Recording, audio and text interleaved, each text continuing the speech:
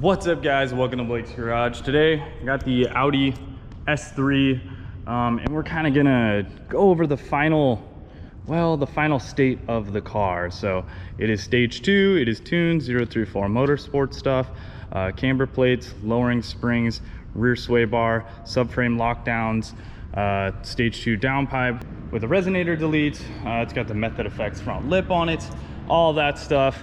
Tires are some Michelin Pilot P4S's, 235 35R19s, VMR 701 wheels, black optics dynamic package car. So the transmission is tuned on the car. It has the DSG Tune on it. The car, like I said, is 034 Motorsports stage 2 as well. So let's go ahead and get some driving impressions of what I've thought about the vehicle. I'll kind of go over some stuff. We'll go rip on it a bit, and then I'm gonna tell you that we're getting rid of the car. So yeah.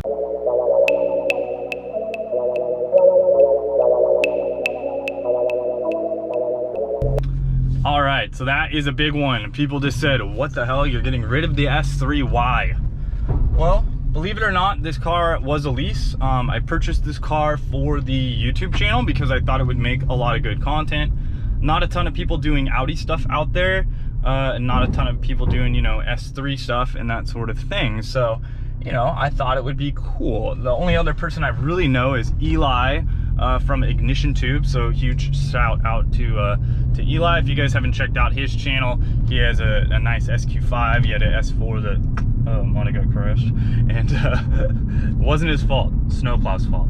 Might have got crashed and that sort of thing, but he's got a sweet little dad wagon SQ5, and you know, we're gonna be getting a different car for Rachel. This is Rachel's daily driver, pretty quick, you know, stage 2. It's a fun zippy little car, but yeah, that's kind of what's up. Lease is up. I don't really want to purchase the vehicle.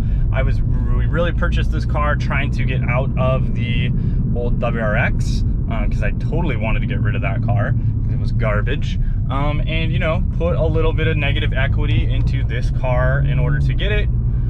Paid way too much per month for it. If you guys are curious as to what we paid per month, I'll let you know. We paid $832 a month, and I think we had like a 42-month lease or something, longer than 36, let's just put it that way. And yeah, that was the price. So I think all in all, the car came out to be, you know, close to I'd have to add it up, but I think close to $60,000 is, you know, pretty close.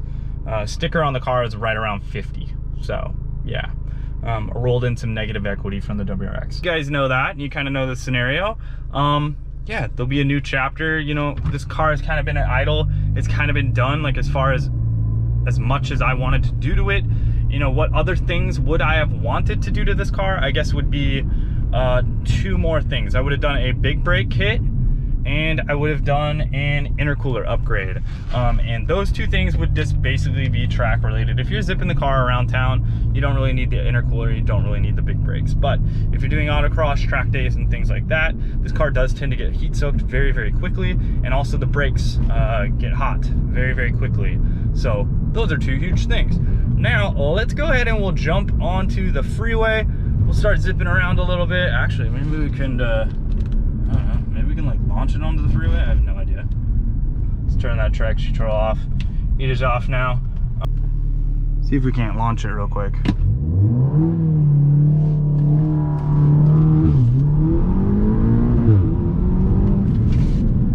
Now, pretty close to 60 pretty quickly. I'm gonna go this way. So you can tell it launches pretty decent. It's not the hardest launching car in the world. On track, just so you guys can know, I'll link a little video right up here somewhere. I think we ran like what did we run? Like a high 12, like a 12.8 or something like that. 60-foot times were not that good. I did code out something to make it launch a little bit harder. As you can see though, this is pretty much floored here. Gain on some trash trucks fairly quickly, but yeah, the car's zippy. It's good, it's quick, it has nice throttle response. It has a really good like mid-range in the pedal, I would say. You know, to where it feels very peppy. You don't have to totally floor it and that sort of thing. However, the one downside to the 034 Motorsports Tune that I felt, you guys might feel completely different, I wasn't a huge fan of the DSG Tune. Now, I don't mean that in sport mode. In sport mode, it was great. It's great also because, you know, it lets you hit rev limiter in gears. It just doesn't auto upshift anymore. But in the drive mode, it just made it way too gutless. Like drive mode, it will just downshift like burr, burr, burr, burr, burr. Like you'll be in 6th gear, cruising around 25 miles an hour, and then the car feels super laggy because it just has no pep. It's in the wrong gear the whole time. But the other thing I don't like is when I'm in sport mode, if I'm in like a certain RPM range, I'll kind of get in this like boost where like boost off, and that's like with barely any throttle pedal. Now, I think they actually did do an update on the Tune, and I never got that done, so that could have totally resolved that issue. And my car, I guess, had a kind of a weird date code as far as the Tune went, so something to keep in mind too. I was right at that like split mark, and they had done a lot more research on some other versions of the ECU as compared to the ECU in this car, just being build date wise and that sort of thing. So, you know, it could definitely be better, but yeah, the car was super reliable. Why did I go with 034 Motorsports instead of APR? Well, 2 reasons. They're local. The guys are super cool. They engineer all their stuff in-house. And the other reason is, well, not only do they just engineer the stuff to go fast, but they test their stuff. And I don't mean like how APR does, right? APR, they're like, oh yeah, we threw it on a dyno, it's tested, here you go, here's your tune. 034 Motorsports, all those guys, they track the cars. They beat on the cars. They torture test the cars. I've driven with the owner in the cars. The cars, all their cars are great, you know, they really abuse them and track use them, and as far as I know, they haven't blown one up, which was great, you know, which is great. Some of those other companies, you know, you never know. If you're trying to get every ounce of power out of the thing, you're more likely to blow things up, especially, you know, if you're tracking the car. And for me, I abuse the things when they're on track and that sort of thing. If you don't believe me, watch some of my track videos and you will see. This car, I ran a 146 at Laguna Seca in this car that was tuned. Yeah, when it was stock form, I ran a 155, I think, in stock form. That was even with stock brake pads, which don't go there on stock brake pads. But yeah, with brake pads and the Tune, I did a 146, which not too shabby. What would have helped me a ton would have been better brakes and that intercooler. The car would just totally get heat soaked. Okay, so you see that, guys? It just kind of downshifted. That's kind of what I wanted to show you guys. We're just kind of in a low gear, you know. It's just kind of like, all right, well, maybe we could be up a gear. I don't know. It's just kind of that in between. I know there's a lot of talking, guys. We'll get to some corners up here and we'll start ripping them a little bit so you can show you some of the handling characteristics of the car. The thing handles amazingly. It's really good. The camber plates up front made a huge difference. The rear sway bar in the back made a huge difference, and these subframe lockdowns made a absolutely huge difference. Before, the car felt very twitchy in the back. The steering is very direct and it is pretty sharp. You know, you give it a little bit of steering input, the car goes, which is really nice. It's kind of darty like that. But that rear end not having those subframe lockdowns, it just made the car kind of like kind of shimmy.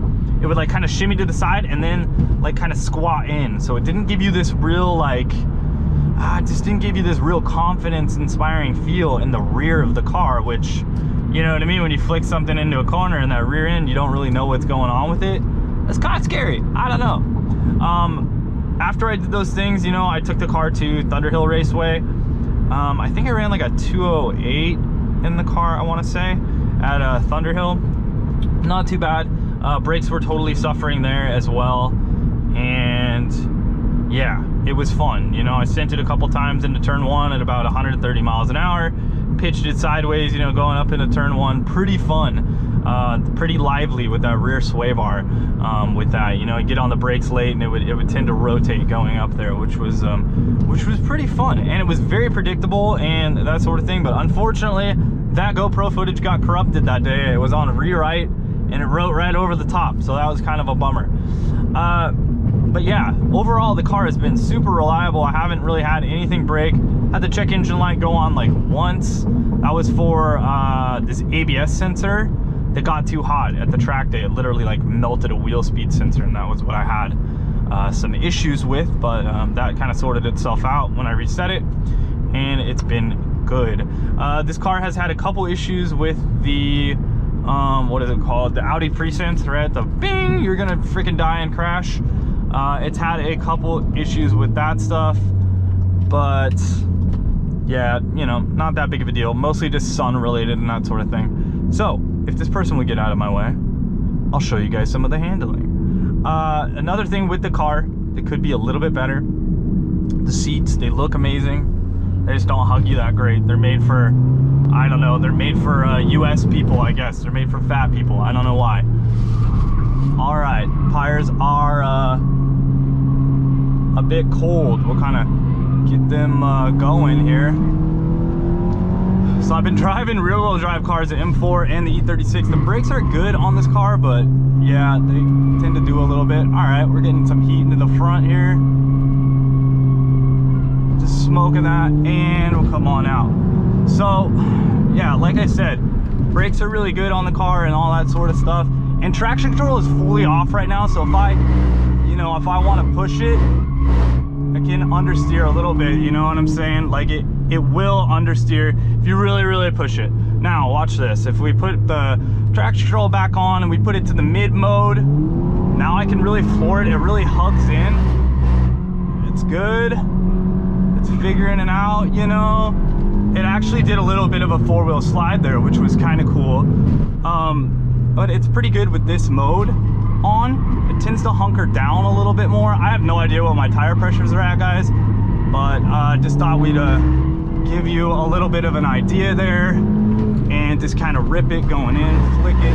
Oh yeah, there's that understeer, baby. But I'm pushing it real hard. My E36, I'm like so used to the E36 right now that I'm coming into these corners a little too aggressively, but that's all right. You can see the car kind of stays with you. It doesn't really slide out the rear end too much. These corners they're banked, but they are sort of flat to where it does kind of induce a little bit of understeer, because there's I wouldn't say it's off camberette here-ish, kind of. No, not really, but yeah, I don't know, could be better, could be worse, you know, that sort of thing. Car handles really good though. I know you probably couldn't tell from that because I was pushing too hard. Let's go a little bit softer, right?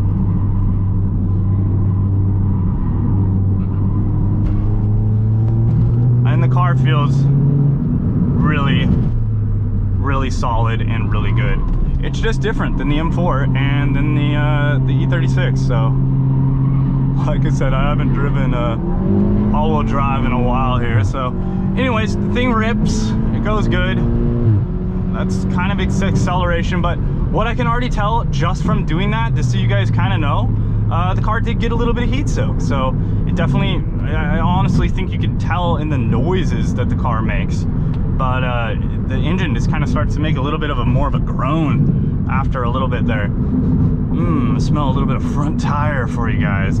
So yeah, overall, I just kind of wanted to give you guys an overview of the car. Suspension is great on these things. This thing handles better than a WRX. I did a review of my WRX channels, WRX, we did back to back, and it was this was much better. He even preferred it with the handling and all that sort of stuff. So you know, if you guys are looking for a good handling all-wheel drive little car that's fun and zippy, this thing is absolutely great, and it's got pretty good luxury. We are in Fremont, California. I'm pulling into a place that I know, if you guys know the Audi S3, you remember this place. This is 034 Motorsports out here in Fremont. Looking nice, a very nice facility they have here. The Audi S3, well, like I said in past videos, it's gonna be going away. Actually on the way here, unfortunately, I was removing the front lip the other day, and I was having an issue with one of the bolts. Like, I just couldn't get the freaking bolt off, basically. And in doing that, I left like 1 or 2 screws out of the front lip, and I went a little fast at a little point. A little Porsche 911 that seemed tuned was in front of me, took a little rip. I was like behind him for a sec, and I hear this, I was like, oh crap, thought it blew out a tire. Actually, the front lip kind of started hitting the ground because it got loose and started whacking against the ground, and it broke the front lip. So I've had that front lip over 2 years. It was very, very good, very high quality. However, we'll go outside of the car right now, and I'll show you that it's gone. Oh, or most of it's gone. So we got we still got 2 pieces. It was whacking in the middle. I couldn't do anything with it because these bolts on the side here, they're actually like heavy duty, and they stripped out the other day. But so I guess we got these little custom side pieces now. Custom side pieces still. Those stayed on there, but yeah, the whole middle piece straight up ripped off. So oops. Anyways, we're up here at 034. You see the TTRS over here. We got a bunch of Audis. We got an RS3 looking like a new one. A bunch of people getting stuff done here. Great little spot. So yeah, throw on the mask for the COVID and see if we can't get the tune taken off this thing. All right, guys. So Audi is back to stock form. Pretty much the only thing that's still on the car right now is the downpipe. I gotta pull that off. But the tune is back to stock. TCU is back to stock. So this is kind of going to be like a driving review of how the hell this car feels in stock form again. So that should be fun. Let's give it a rip. See if it's absolutely slow. See if it's horrible. See if I hate it. I don't know. It should be fine. But I bet the torque is going to be very underwhelming because this torque delivery in this car always felt very, very good. I mean, especially with stage 2, right? But yeah, let's see what this thing will do. Alrighty. Alright, guys. Stock with the downpipe, I guess. Let's see. That's floored. The car still feels really, really good, honestly. Like, the torque delivery is still fine. The car feels good. Now something that I'm gonna notice now, and we'll try it, and something that I never liked about this car, well, 2 things. One thing is that this is ass backwards. It should not be up for upshift and down for downshift. It should be back for upshift and forward for downshift, like any race car would be. But yeah, let's see if it'll switch gears. So we're in manual mode, right? This is the one thing that I was always like, why? Why, Audi? Why would you do this? Well, we're gonna see, I think, in manual mode. I'm not gonna hit the paddles, and it's gonna go to 2nd gear, and it's gonna go to 3rd gear. The thing still rips damn good, see? It's in manual mode. Why is it shifting up? Shouldn't it just hit rev limiter? Probably, but dude, the car still feels really good, actually. So, like, it doesn't have as much torque as it used to. Like, the torque delivery isn't as quickly there. But gosh, the car still feels really, really good. So, yeah. And honestly, like, the suspension upgrades are a huge upgrade aesthetically. They do feel good. Like, the drivability is, you know, there. It doesn't really sacrifice a lot with all that. But, the car in stock form minus, I think what I'm, why I'm saying this, and if you guys want the best upgrade you can do to the car, is I have all the stock suspension stuff back on the car. However, I have NTO 1s on the car. Just freaking put great R compound tires on these cars. Just put some 100 tread wear, R888Rs, NTO 1s, Nankang AR 1s, you know, Bridgestone RE71Rs, something really good and really sticky. And oh my God, these cars are absolutely amazing. They handle very well. They handle very well from the factory, and they have a ton of grip from the factory. Just a little bit more lean, you know, and you'll get a little bit more camber wear. But if you're not the quickest driver, you may not need those camber plates because maybe you're not there yet, and you're not pushing the car that hard. I need camber plates in this car because, well, I just totally, you know, destroyed the tires, if you will, from on the sidewall areas because of the fact that I didn't have camber plates. You know, I was just putting too much wear on the outers. So drive mode, this is what I was saying before I didn't like about the TCU Tune. It just upshifted too quickly and put me in a high gear in drive. Sport mode was absolutely great, it was fine, you know, but the 034 TCU Tune 4D regular drive mode, I wasn't a fan. I wasn't a fan of that. But you know, everything else here is feeling very OE and very stock and nice. See, the funny thing is I need to give, Rachel's got to do a review of this car. I think that we should give it a farewell, and I think she needs to give her impressions of aftermarket upgrades. Does she like the aftermarket upgrades, or did she prefer the car stock? I think it's something that not a lot of people talk about, and like I'm saying, I mean, this car is damn good in stock form. Let's rip this corner real quick. See that? Now, it didn't shift to second as quick in the sport mode. It kind of hit that like, oh, it was in ECS Sport. It wasn't fully off. But the thing does rip, feels good. Good amount of traction and all that stuff. So yeah, let me get back to you guys. Thanks for watching this video. You know, hopefully you guys enjoyed this. If you have any questions about this stuff, let me know down below. Why did I pick 034? I feel that they are one of the best engineered tunes and all of that, and I mean for the reliability standpoint. I know that they don't put out the highest power numbers, but also what you have to look at is, you know, peak numbers. When we're just talking a number, that all differs depending on what kind of dyno you're using. They have an all-wheel drive Mustang dyno. Mustang dyno is one of the lowest reading dynos out there. If you're on a dyno jet, you're gonna show more power. But everyone knows, well, at least hopefully everyone knows, that it's all about that delta between, you know, your lines that you have on your graph there and your gain, you know, between the two of what did we gain between stock power and OE power, and in between that curve, where did we pick up the power at? So, you know, that's something that's huge. And then, like I was saying, just reliability. I didn't break the car. I tracked the car. I beat the crap out of the car. I autocrossed the car. It didn't break. Every other car I've ever had has broken. So this thing did very, very good, and I was very impressed with this vehicle. But you know, it's time to go to something else. So I'm sure you guys will like the new car when we get it, or whatever we get. I honestly don't know what we're gonna get yet. I have a pretty good idea, but yeah, stay tuned to find out. We'll talk to you guys soon, later, and wrench on.